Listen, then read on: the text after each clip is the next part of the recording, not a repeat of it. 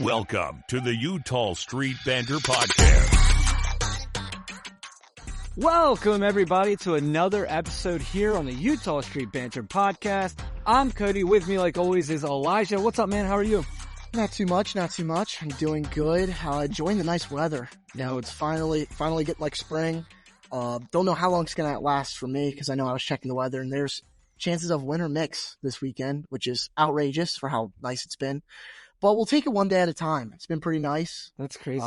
Just getting my way through the semester. Yeah, that's nuts. Yeah, it's been gorgeous here too. I mean, if you watched, so earlier today was the opening day for the Baltimore Orioles. Opening day at home. The home opener. I guess the home opener. So, yeah, man, it was gorgeous, beautiful day out there. I mean, it was like 75 degrees. So it's very much like baseball weather. I know. Me and my family are going to the game on Thursday, and I think it's going to be like 70, 72. Oh, it's going to be nice. So it's going to be. You going to sit in the bird bath? The newly renovated bird bath?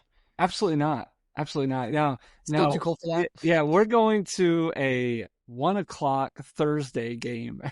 So that's what you do when you got two young kids. I was able to get pretty good tickets for a good price because it's a 1:00 on a Thursday. Well, make sure if you do go get your food, they got that new the cheap food that they have now. It's actually pretty nice. I was looking at it again. I forgot like cinnamon pretzels. Heck yeah, cinnamon pretzels. They have like $4 for a refillable 16-ounce cup, which is, I'm sure it's not your fancy. Which for those of you that don't know Cody, no matter what sporting event he goes to, he has to get a souvenir soda. Yeah. So it doesn't matter how cheap that refillable 16 ounces. He's not getting that, but it's still available for all the rest of us. Yeah, I do collect them. So if they have the same one, I don't need it. Yeah, but it's when it's a new one. A shout out to I know Alex Ovechkin's probably listening. So shout out to Washington Capitals they had legit souvenir cups this year. I was pretty excited about that. Make magic happen with Emily at Blue Crab Travel, your Disney vacation expert. Ready to experience the wonder of Disney? Let her help you plan the ultimate Disney getaway. Whether you're heading to Disneyland, Walt Disney World, or a Disney cruise, she has you covered. Emily can take care of custom Disney itineraries, tailored to your family's needs and preferences. She also can help find you exclusive discounts on Disney hotels, tickets, and packages. Imagine a stress-free vacation with hassle-free booking for accommodations, dining reservations, and fast passes. From character meet and greets to thrilling rides, Emily will make sure every moment is unforgettable. Email Emily Jones today at emilyjones@bluecrabtravel.com to start planning your dream Disney vacation. Anyway, let's jump into the news. We're going to do it a little differently because Elijah's going to take it. Go ahead, buddy. He's making me take it because I'm the one that made it. He doesn't know all the stuff about it. That's why. So if you think just because we're up here talking on this podcast, we know more about baseball than you, the chances are I do, but Cody doesn't. What the world? No, I'm messing with him. He knew there was one question he had about this list, but we'll jump on first. We'll talk about the hot topic of baseball. Everyone's talking about it now, so why not us? The torpedo bats. What do you think about them, Cody? I think all right, so here's my biased opinion. You want to hear a biased opinion and then a realistic opinion? All right, my biased opinion is that if it was the Colorado Rockies, that they would already be taken away. You know what I mean? But because of the Yankees, they're going to get a little bit more leeway because anything the league does, it's going to get maximized because it's at New York. Okay, that's my biased opinion. Okay, now my unbiased opinion is I don't really mind them from like a baseball player's point of view. All they did was move the barrel down the bat. When we were kids, that was called a big barrel. Like, I mean, I feel like it. The USSA just got rid of all those 10 years ago or whatever. Yeah. That's kind of what everyone had. Yeah. So, and I'm pretty certain that the maker of the bat didn't just ask the Yankees to buy their bats. I bet they tried to go around to all 30 teams trying to sell this bat.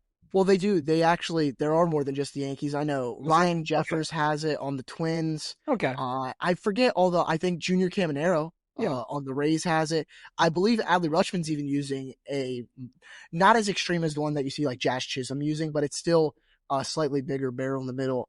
But for me, like when I was really looking at it, it kind of the main idea after thinking about it, just besides the Yankees part, because obviously my Yankee hate bias is just gonna be, they're cheating somehow. Yeah, yeah. But like once you actually like critically think about it for a second, because like how did it take them this long to think about it? Yeah. Because like I was talking to some of my friends who aren't even baseball fans, and even they're like, it makes sense. You move the biggest mass in the bat to where you hit the ball the most, it's going to go farther. Yeah. Like it kind of just seems like science, and it's not going to work for everyone, because I think Jazz Chisholm was going on Twitter and trying to defend it and stuff, and even saying, yeah, look at Aaron Judge. He's not using it. Why would he? He hits 300 home runs with the regular bat. He's not going to change anything up. But then you look at Jazz Chisholm, he's done what he has done now with it, and maybe it does give him a little bit of boost. It just might make it, if he gets jammed or if he gets one off the cap, it's going to be even worse of a hit now. Yeah, But I mean, I wonder if you're gonna see the pitchers that just attack hitters a little bit differently. So where Jazz Chisholm, you up and in was the place to go. Now you're gonna go low out because he's gonna have a hard time getting the barrel out there. Another guy that's probably gonna want it is Anthony Santander. His weakness is up and in. We know it as Orioles fans. absolutely. And so, that might be a guy that if he can get the barrel closer to his hands, and also the barrel closer to your hands is really going to make your hands a lot faster. You're going to have a much easier time getting. Well, that's speaking of making your hands faster, I did see Anthony Volpe, I believe, is using this, and I think he went from last season having his bat speed in like the 17th percentile. This season, it's up in like the 55th percentile. Yeah. So I think in the modern game of baseball, especially with how the Yankees, I feel like they're the Bronx Bombers. They always are hitting home runs in their little league ballpark. I feel like it makes sense for them to really. The goal is to get more barrels, because the more barrels you have, the harder you hit the ball, the farther you hit the ball, the more success you'll probably have. Right. And it, like, if you look at it from a really simple, the more mass, ball go far. Like, that's the most simplest you get. It really does make sense. And that can go into my next point about just the Yankees as a whole. They're kind of scaring me right now. I'm in the back of my mind just saying the Brewers just really suck. Yeah. And like they really hate Nestor Cortez right now. Like that's what I'm hoping it was. Yeah, that and I mean I don't know the Brewers. I think is just their pitching stuff's really. Oh yeah.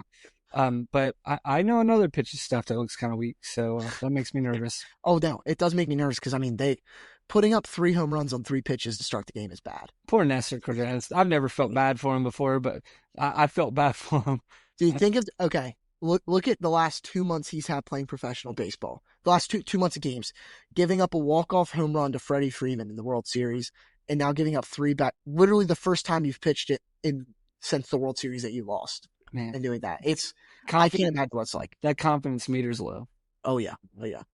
So hopefully he can bounce back because I mean he's a former Oriole. He's not on the Yankees, so I'll root for him. Right.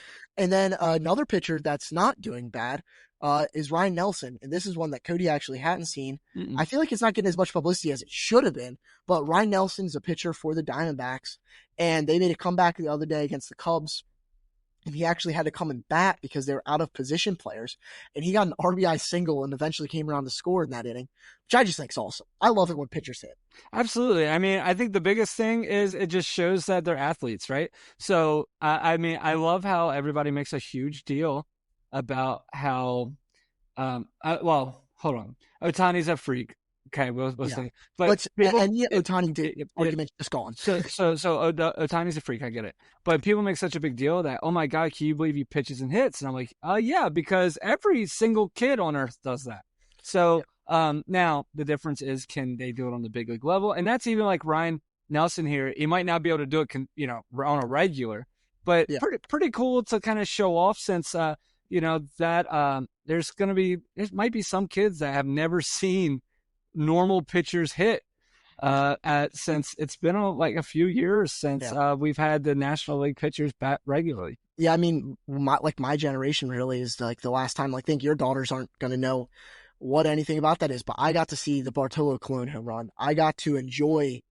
I mean, some of my favorite pitchers growing up, Clayton Kershaw, Madison Bumgarner, they were great hitters. If we're going to talk about another freak, Zach Greinke, he's a complete freak and weirdo, but still, he can hit the ball. I think it's awesome really to watch that because it's a different part of the game that, like you said, up through high school, I mean, I wasn't the best high school player, but I hit and pitched. Mm-hmm. Everyone does. You don't have POs in high school. Obviously, when you get to college, you pick one lane or the other, but there's still sometimes that Paul Skeens, when he was at Army or Navy or wherever he was at before LSU, he was hitting. I think it's a really cool, interesting thing.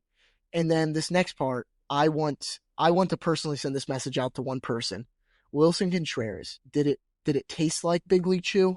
Because I don't know if you saw what happened, but he was up to bat and he took his bat and tore off his bat grip with his teeth, tore the rest of it off with his hand, and put it in his mouth and started chewing it for the rest of his bat. Have you ever seen anyone do that before? No. I know you're around a lot of kids that play baseball, so that might be something that they decided to do, but... No, but there is, then you say that, there is a bat tape that all the kids like right now.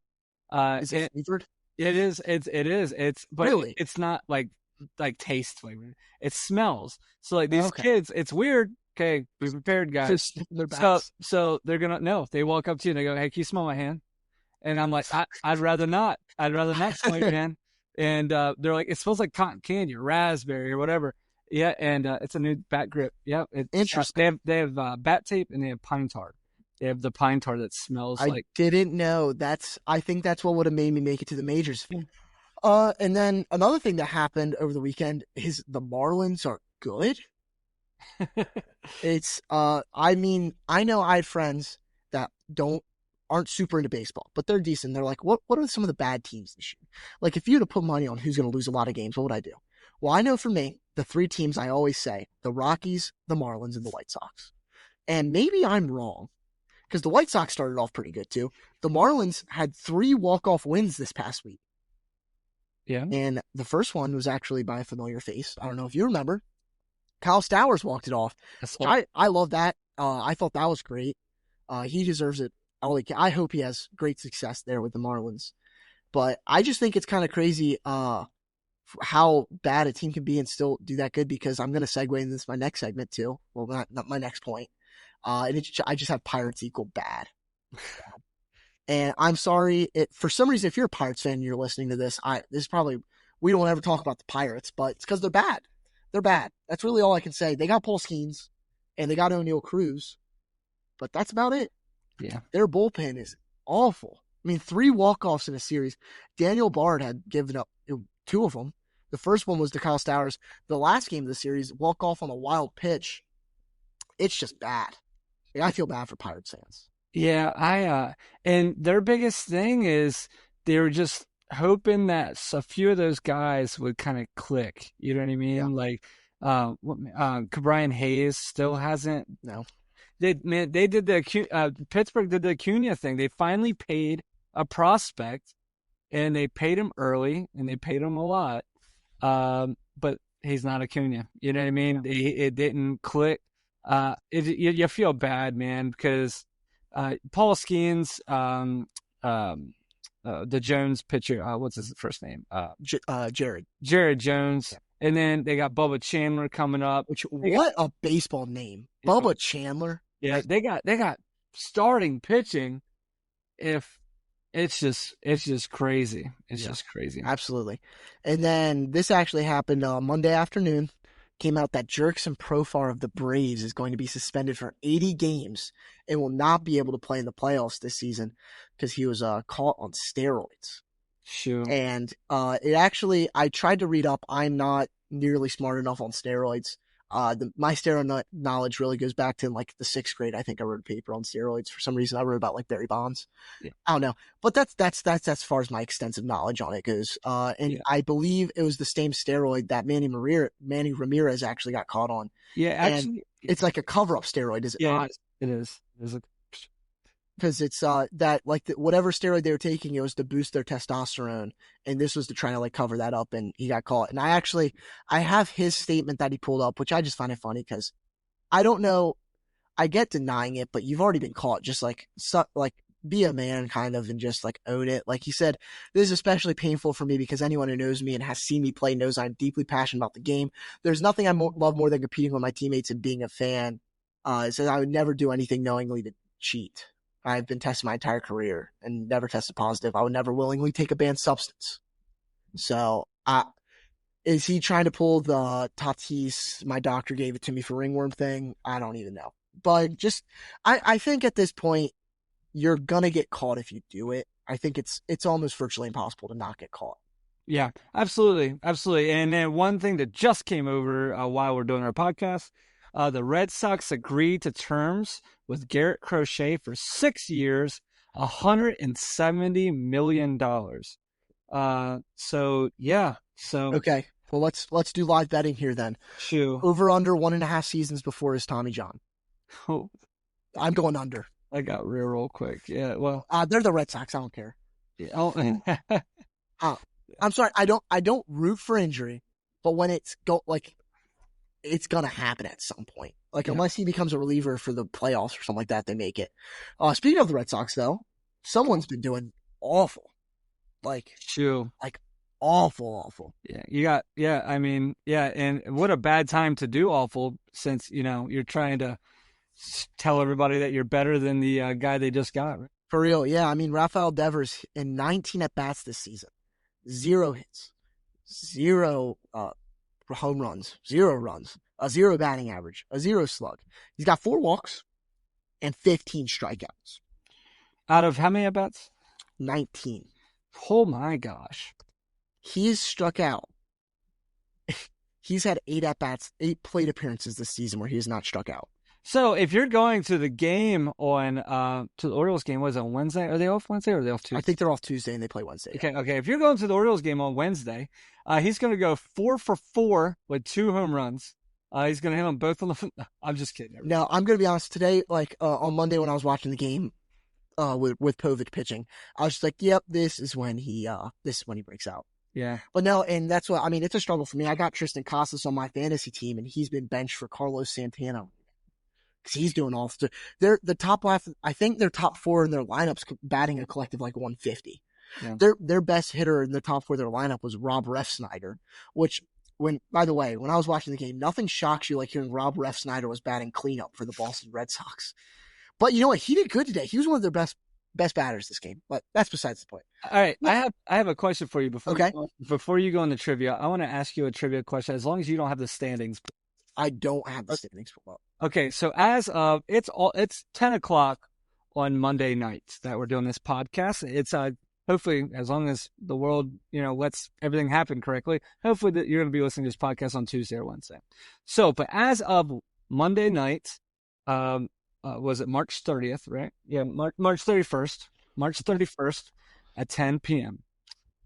There are 2 teams in Major League Baseball that have scored only 5 runs.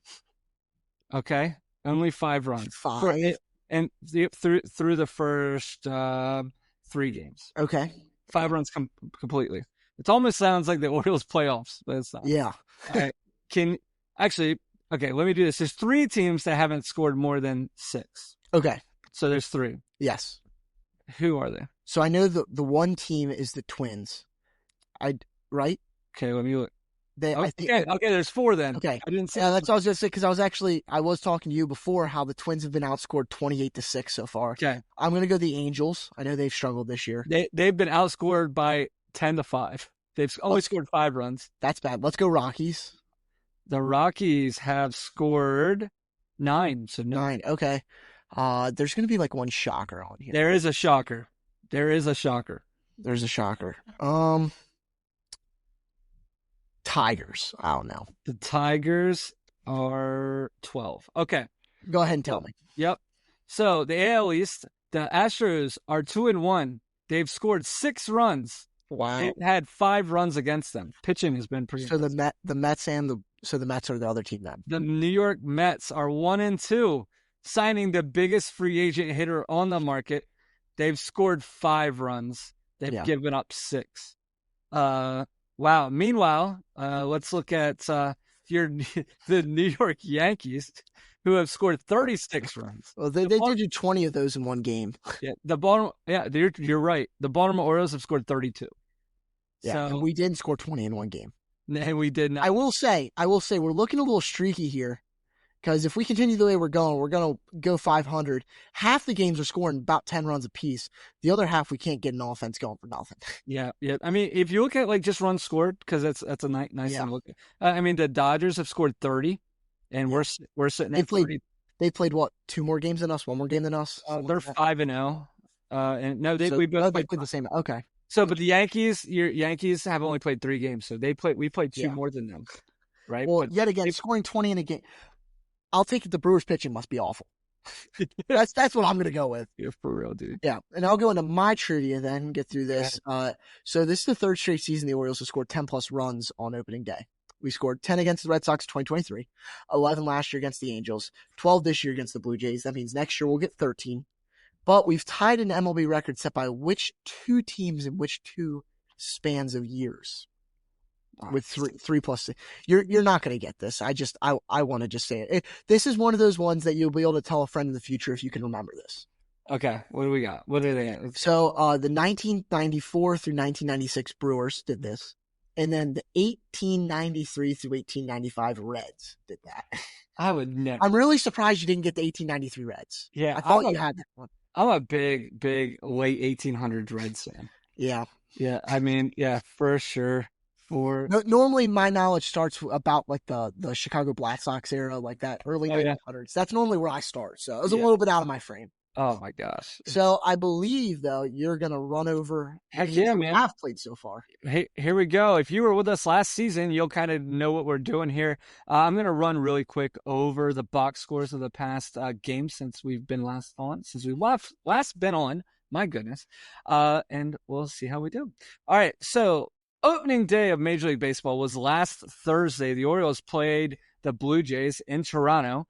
We had Zach Eflin go out against the Blue Jays, Jose Barrios, and it went pretty well. It went pretty well for the good old Baltimore Orioles. We got out on top right in the first inning. We end up winning 12-2. Zach Eflin goes 6 strong innings, looked immaculate, looked great. He does give up 2 earned runs right there in the fourth. But really happy with the way he did. Adley Rutschman hits 2 bombs, 1 moonshot.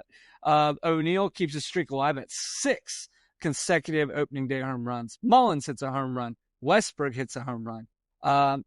Just really got the blood flowing. Really was a great day. Holiday, I know we shouldn't talk like this, but Holiday, he does strike out twice, but he goes 1 for 5. Remember last year when he took like 7 games to hit his first base hit. So we'll take that all day. Yeah. Moving on to game 2. This didn't go so well. Charlie Morton is on the mound, and he looked like how I thought he was going to look. He looked like a 41-year-old. Yeah. He got to the 4th inning and imploded. Gives up 5 earned. It was rough. It was not a fun game to watch. Holiday does hit a home run here, especially at the early part of the game. Really made you crushed it. Yeah, really made you thought that we were going to go again. We're playing our old pitcher, Kevin Gausman here, who didn't look great either, I'll be honest. But their bullpen came in and shut us down. So we lose that game 8-2 as Charlie Morton really struggled in that game. Game 3, Dean Kramer, who Elijah was giving some love to, he started going against Max Scherzer, future Hall of Fame pitcher. Yeah, something tells me he's not going into Cooperstown in a Blue Jays hat, though. I don't think so. No, because the first inning we hit 2 home runs, right? Yep, 2 home runs. Adley Rutschman and Cowser. No, it was Cowser. I'm sorry. Cowser and Westberg. Gotta get it right. Yep. Sorry. Yep. So we started off 2-0, and then Dean Kramer comes out and gives the 2 runs right back, and that's when I was like yelling at Elijah, telling him that he was wrong. And then wait. And then the 3rd inning, Toronto scores 2 more runs off of us, but guess what? That's when Kramer lets up 5 in 5 innings, so he did make it a little sporadic. But this is when you're kind of realizing what kind of team we have this year, where we're going to have to score runs, guys. We end up scoring 9. We win 9-5. It was just, I mean, this is going to be our 2025 Orioles. I think unless Eflin's pitching, we need to bring our offense. Yeah. One of the biggest things on this game was Felix Bautista's debut. He comes in, absolutely. He comes in, pitches, walks 1, lets 1 hit, strikes out 3. There's a man on first and second, no outs. He strikes out the next 3.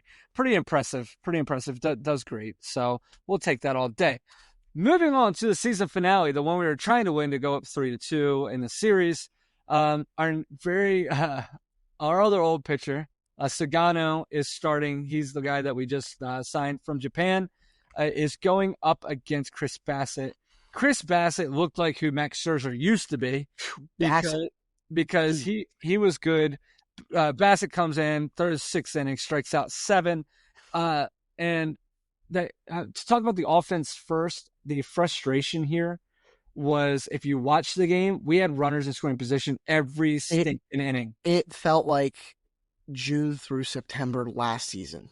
We were hitting and we were getting on base, but we could not drive someone in to save. If they had a gun to our head, they're dead. We couldn't score. Yeah, Orioles had 9 hits, only scored 1. Blue Jays had 7 hits, they scored 3.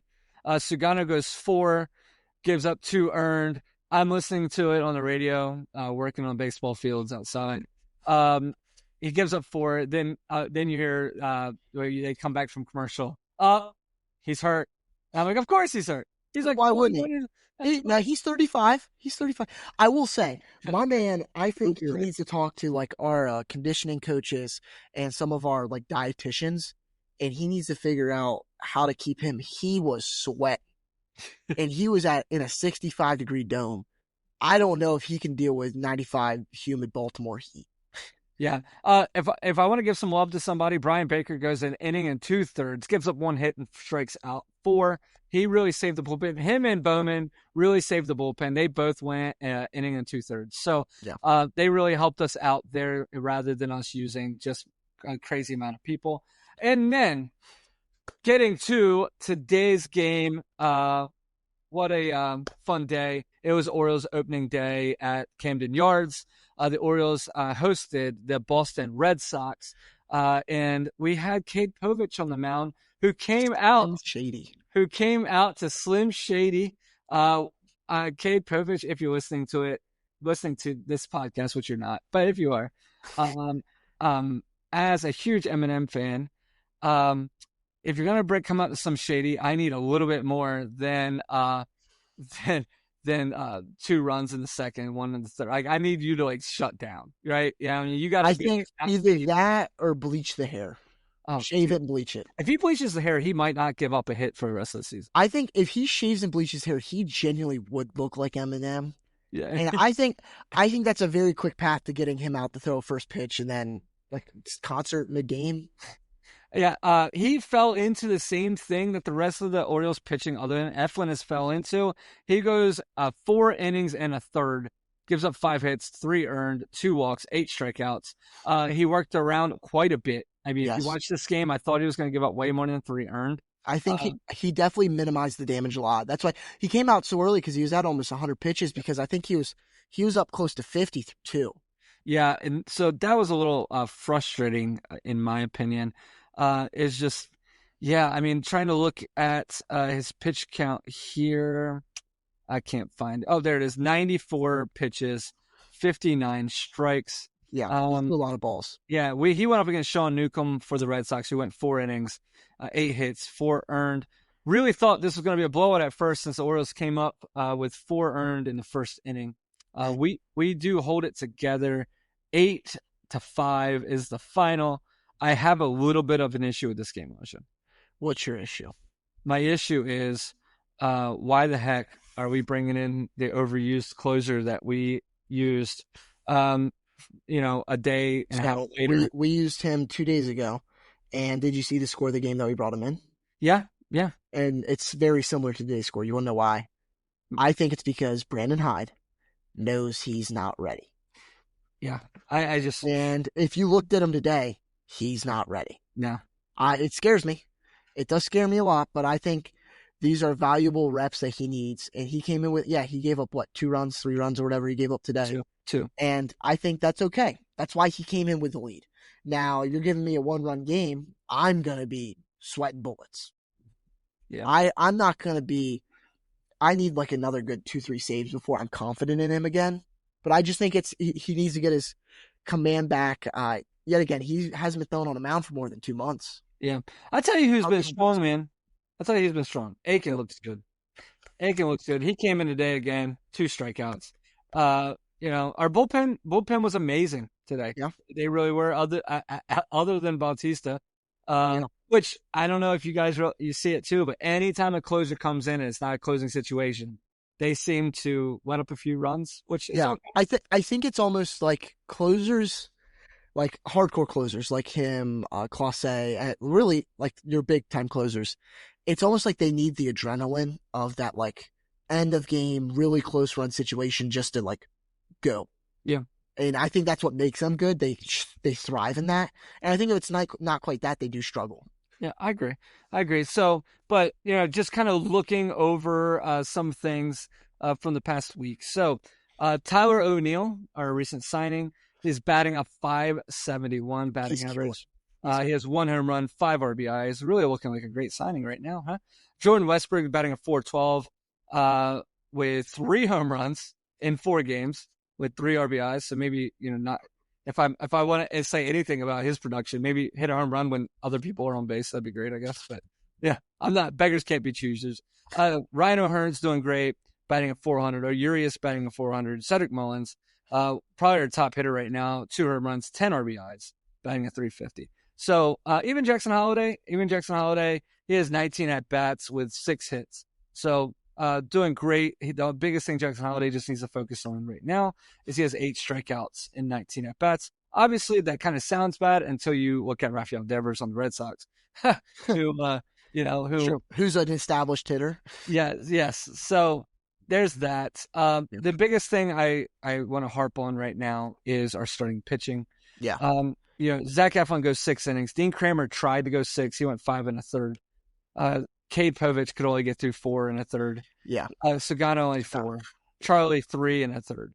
So that's what we need help on. I mean, if we keep it up like this, we're gonna need Gibson sooner than we think. So well, I think Gibson, as soon as he's ready, he's probably coming up and he'll probably take over for Bowman or someone like that. Because I could very well see if we can get like a Morton and Gibson combo to get us to the 6th, 7th, 8th inning or something like that, and they just both throw 3-4 innings. Yeah. Because Morton did not, like, the rest of them I can come up with enough excuses about. Because, I mean, I'll go into some of the good stuff about, like, I'm going to talk about more of the positive stuff. You can talk about the negative stuff. I'll stay up on the happy side. We're winning. We're over 500. But I think Sugano, he's cramping. It's a new baseball. It's his first ever major league game. You can excuse Cade Povich, home opener, nerves. The Red Sox are good offense. He walked a lot, but he'll get his command there. I think a lot with him and Sugano, it's kind of similar. If they could limit the walks and the amount of balls, they're going to be very good. And I think that's Sugano's thing is control, and I think it was just straight nerves. I mean, he was sweating a lot. And I think it was a mix of working hard and I think nerves. I think that's a big thing for both of them. Eflin's going to be good. Kramer kind of gave you a Kramer performance. Yeah. Like he give him a week or two to get you got to give them a week or two, all the pitchers as a whole, to really get into their own for how they're going to be this season. And Kramer's the only one that I kind of know what I'm getting with, because he's given the same for the past 2-3 years. But I want to get into some of the good stuff. All right, let's do it. There's a lot. So I have some early season predictions after just 5 games. And some of these are going to be ridiculous. I don't think they are, though. Cedric Mullins. I think he's going to be your American League starting center fielder at the All-Star game. Okay. I don't know if I know you read the stats, but are you like consciously aware of what he's doing? Yeah, I mean, I think he's going to finish with like 275 RBIs. Well, right now he has 10 RBIs, which this is what I wanted to wait. I was very shocked by this. Okay. So he has more RBIs than Adley Rutschman, Jordan Westberg, Jackson Holiday, Heston Kjerstad combined. We as a team, we have, I think it's like 26 RBIs or something like that. And he has 10 of them. He has almost half of our RBIs. That's crazy. Like, he is driving in runs like crazy. I want to change, though, what I have here, because I says he's amazing and should be our leadoff hitter. But I'm actually going to take back that statement. I don't think he should be our leadoff hitter because he is hitting so good in the clutch right now. I want him to be batting with metal. Yeah, I agree. I think he should be batting 3rd, 4th, 5th right now, which is insane to think that he could be batting cleanup. But look what the Blue Jays did against us this weekend. Andres Gimenez was their cleanup hitter, and he was easily their best offense. Yeah, I agree. Now back to another hitter, Adley Rutschman. He's your MVP this year. Go ahead, put the money on the house. He's looking amazing. He is looking great. Like, he's looking great. And he is looking great the same way that Mullins is. And it's two huge things that they both didn't have last year. Last year, when Mullins was struggling or when Rutschman was struggling, they did not look comfortable at the plate. They looked off. Their timing was off. It just wasn't good. Mullins, he looked like he couldn't touch a high fastball to save his life. It just looked bad. They are in their zone. They know what they're doing. I love it. Cedric Mullins right now, I think I would take him over anyone on the team right now to bat with runners in scoring position. He is dialed in. Him and Tyler O'Neill are great. Tyler O'Neill, I don't even have him on my prediction list because I couldn't come up with something from him, but he's going to be great this year too. He's done amazing so far. I also have Jordan Westbrook's going to be the best third baseman by the end of the season, which he could be your starting third baseman. Adley Rutschman, he's going to be your starting catcher. That I didn't even need to say. That's not a crazy prediction. But I think Jordan Westbrook could start for third base. It's between him and Jose Ramirez because look at Rafael Devers. It's not going to be him. Yeah. I did get worried. I thought Westbrook might have been hurt when he didn't play on Sunday, but he's fine, I guess. He played second base on Monday to take, I guess, give Arias third base for a little bit. I don't know. When Gunnar comes back, he'll be your third baseman every game. And I think he might be the best offensive player on the team this year. Yeah. I know I just praised Mullins, but he looks really good. I'm really excited to see this season of Jordan Westbrook. And I also had on here, I will say, I wrote this down before Monday's ninth inning, but I said Felix is back, and we'll see. I'm going to put the prediction out there. He looks really good against the Blue Jays. Yeah, really good. I think he's fine. I think he's going to be fine. He might, you know what? If he has 4 bad games this season, and this was one of them, I am perfectly fine with that. Yeah. Like he didn't hurt. The team didn't get hurt by this. Yeah. We still won. Yes, his ERA got hurt, but that doesn't matter. Yeah. I mean, it really does. Second game he pitched. I agree. You know, look at Nestor Cortez. It could be that ERA. Right. Yeah. Yeah. Yeah. I hear you. I mean, even looking in today's home opener, like I think one of my favorite things is we've switched a little bit of how the lineup has looked. So the way the Orioles have always been, Anthony Santander would do this. Even Gunnar at the end of the year was doing this, where we were just trying to home run or nothing. You know what I mean? And now it seems like man on second, less than 2 outs, except for one game last week against the Blue Jays. We're able to get them in most of the time. Yes. We're able to get those runners in scoring position actually to score. So and it's all of them because like I think the game against the Red Sox probably was the biggest show of that because we didn't hit any home runs. We didn't really have much doubles. It was all singles. Started off the game with a couple different singles. I think my favorite at bat of the game, my favorite hit of the game, swing of the game was Heston Kjerstad's RBI single. Yeah. That was beautiful. He didn't look too good at the beginning of the game. It was a lefty. We don't know how he's going to be against lefty. 2 looking strikeouts. But he just let the ball travel, take it out. We're getting opposite field singles.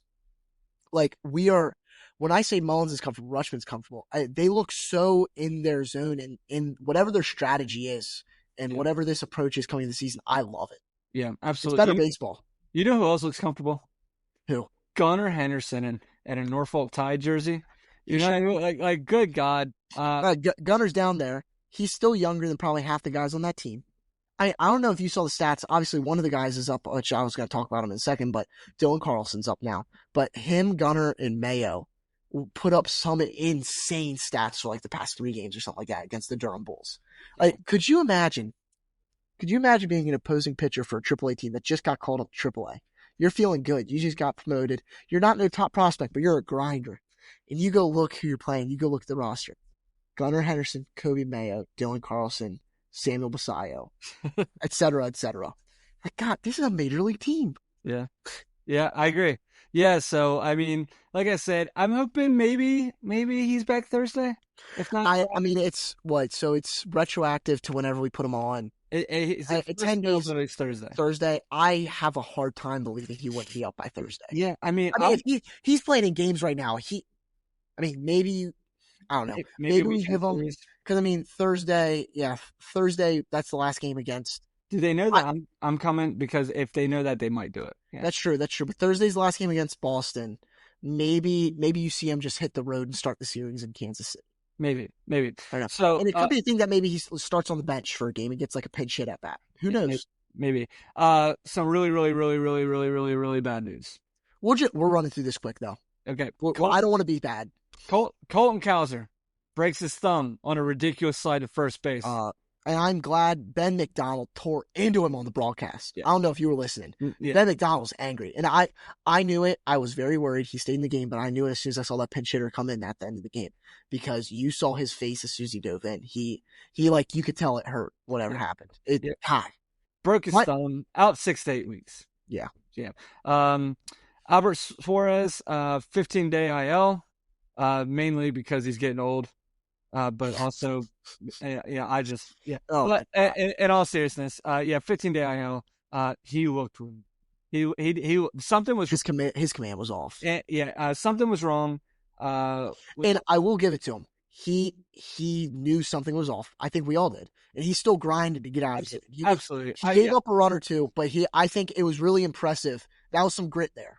Yeah, and then Sugano. Hand cramps, most ridiculous thing I've ever heard. Do you guys, if you guys can possibly do me a favor, anybody still listening, is go on and look up Japanese baseball player cramps. Munenori Kawasaki. Because who doesn't get cramps, Elijah? Munenori Kawasaki. Do you want to know why? I know why. He eats bananas. He eats bananas. Bananas keep the cramps away. He's hilarious. Monkeys don't get cramps because monkeys eat bananas. Yeah. Please, you have to watch it. It's hilarious and it's legit. Like it's not legit. It's a real interview. It's a real interview. He was funny. on the Blue Jays like 12 years. It's like a long time, a while ago. But yeah, it's hilarious. But yeah. Anyway, so we're done with the bad news, guys. We're done. We're almost into this now. I mean, the season is here. We're 5 games in. We have less than 160 games left. Yes. So basically, 4 months. Start getting Christmas decorations, dusted because it's gonna be here before you know it. The season's almost there. No, I'm just. Well, just make sure. So for Christmas, by the way, when we do win the World Series, I'll put my address out here, like a shipping address for my school out, and you guys just send me all the merch that you want to thank me for this. Okay. Yeah, I'm sure we will. I am sure we will. But I will say though, I want to say before we get into the kind of the next couple series, there is one specific thing I'm looking forward to. Okay. And I thought of it today. So obviously, I am a big fan of Kevin Brown and Ben McDonald and Jim Palmer. Sometimes Jim Palmer gets on my nerves, which it's hard to say that because it's Jim Palmer, but sometimes he does. He's an old man. He's a grumpy old man sometimes. Let's be honest. But today was an entertaining broadcast from them, and I am very excited. As a sports media major and someone who wants to be a broadcaster and stuff, and learning all the technical stuff, it's hilarious watching them. Some of the banter they have. Jim Palmer is a hilarious old man, basically. That's what he is at this point. Yeah, him and Ben McDonald, and they're all just fighting in there, basically. I can't wait to listen to them for 145 games because, you got to have the ESPN ones and the Fox ones and all that stuff. Or the blackout games that no one can watch because who knows why. Yeah. Yeah. Or MLB.com. Just crashes. Whatever just doesn't work. Yeah. Got some fun ones coming up. We got a really tough game on Wednesday, April 2nd. We're playing our second game of the series with the Boston Red Sox at home. Garrett Crochet, the new $170 million man, will be facing Zach Eflin, who is not the $170 million man. So we got that going. Hopefully we can keep it close until we can get Crochet out of there because Crochet's a stud. And the problem is their bullpen's good. Yeah. Then Thursday, the game I'm going to, I get to see Charlie Morton. And Tanner Houck is going to pitch also. So I'm guessing, 15 to 14 games there. No, I'm going to be honest. I have Tanner Houck on my fantasy team. So this is the problem with my fantasy team. So I root for my individual player, but not the team success. So I need Tanner Houck go throw 5 perfect innings and then come out and then we score 15 minutes. Yeah. Friday, April 4th, we go to Kansas City to face the people that kicked us out of the playoffs. We play them throughout the weekend, and then Monday when we're back on, we will be talking about how Corbin Burns is getting ready to throw a no-hitter against us because we go to the Arizona Diamondbacks and play in Arizona. God, isn't it crazy how the schedule just works like that? God's sakes. I mean, if you look at our schedule, we have a tough month. Shoot. April is going to be tough. May shouldn't be too bad, luckily. But April, I mean, we play Diamondbacks. We go back to Toronto, Cleveland, Detroit, the Yankees. Man, it's going to be a long month. it's not fun. Not fun. Now, But maybe we'll win, and then it'll be fun. You know. what So- if we just win them all? I wonder if they thought about that, Cody. Do you think that's a new idea? Oh, yeah. Hey guys, this is crazy. Could Let's Brandon Hyde go up to him and just go, Let's just let's not win. lose. Let's just win. Let's just a guy's idea. Let's just not lose. I wonder if someone told the White Sox that last year. That's the whole issue. They That's the just need to whole- win. Yeah. They're like, I didn't know that. Crap. Thanks. Yeah, right. Thanks. There's All right. going to be some article about us saying that we just told them to win. They won. Hey. Well, thank you everybody for listening to another episode here on the Eutaw Street Banter podcast. If you're listening to us on YouTube, hit that subscribe button, and also give us a like, leave a comment, and then as long as it's a nice comment, I don't think we need negative comments. Make sure you follow us and subscribe. Also, you can listen to us on the Apple Podcasts and Spotify. And then please join us on our social medias. We're on Instagram. We're on Facebook. We're on X. We're on TikTok. We like to have a little bit of fun sometimes. Kermit the Frog made his cameo, last, on a We got day. SpongeBob. Yeah. Man, so just, we're not lazy. We put legit stuff, so, it's legit. Elijah works at least 3 minutes on them. So, yeah. And then, we did something new this year. We're posting, every Orioles win because I refuse to post Orioles losses on our social media. So anyway, See ya.